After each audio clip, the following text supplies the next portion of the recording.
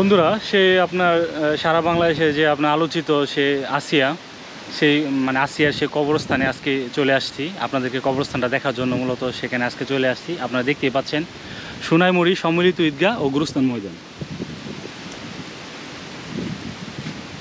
এখানে এটা হচ্ছে আসিয়ার কবর। আসিয়া সম্পর্কে কী বলবো, আপনারা সবাই জানেন যে আসিয়াকে তার কালোই, তার বোনের শ্বশুর এবং তার দুলাভাই, তারা নির্যাতিত একটি মেয়ে আসিয়া, শিশু, জি তারপরে অত্যাচার, এগুলো হলো জঘন্যতম কাজ, ন্যাক্কারজনক কাজ। জি আমরা চাই এর সুস্থ তদন্ত বিচারক, জি যে প্রকৃত দোষী তার শাস্তি হোক, জি। এটা আমাদের কাম্য। এলাকাবাসী, মাগুরাবাসী কাম্য। সবাই তো এই দই করেন। জি জি।